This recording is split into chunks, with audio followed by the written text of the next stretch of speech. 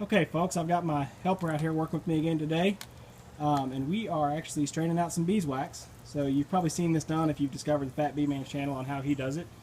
But what we actually found this morning going through the hives, we had a couple hives that were slimed out, which of course is a disgusting mess.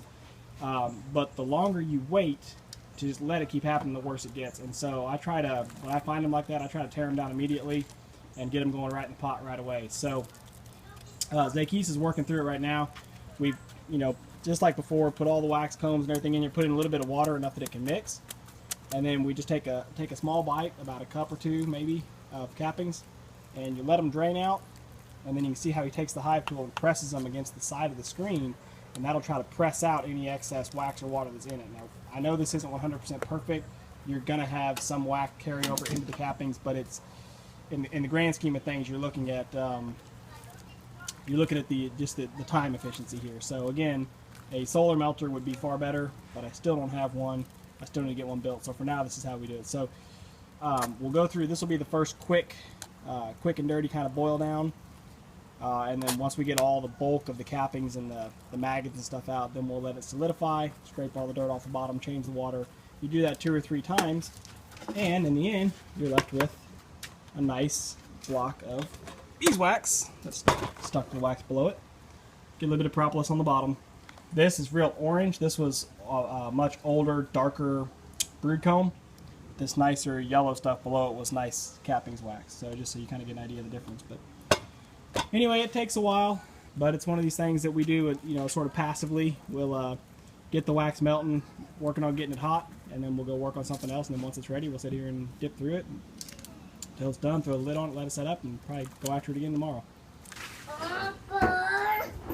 So now we've pretty well filtered out all the cocoons. You can see we take a dip, and you've got a little bit of sludge in the bottom, but it's mostly just wax and water.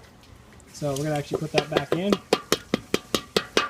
And we're going to give it a couple good stirs. My pot here is actually my burner, and my tank actually ran out of propane. So it was good timing. So we'll give it a couple of good stirs. This just gives the, help maybe spin some of the heaviest to the middle, I don't know. I think I got a few more cocoons too.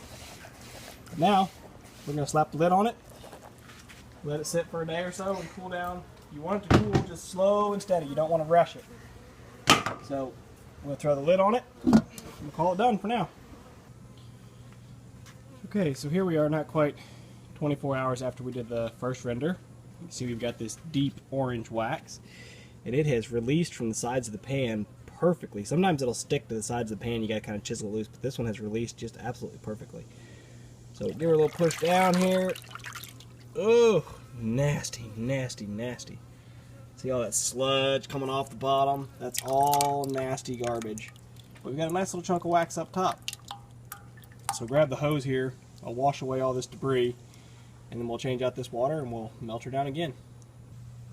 So we just wash it off with the garden hose here. And you can see it comes off pretty good. You can use jet setting, whatever. And you could even just rinse it in just loose water if you wanted to rinse it by hand. I like the garden hose because it cuts it off nice and clean.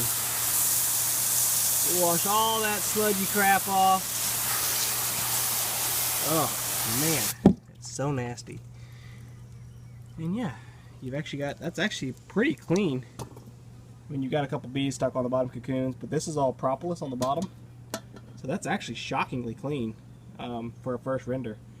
But we'll go ahead and change out our water, and I'm probably not going to melt this one down just yet. I'm going to wait. I'll get another pot full of comb melted down, and I'll wait until I get 2 or 3 little discs this size, and then I'll melt them all together for their second or third render.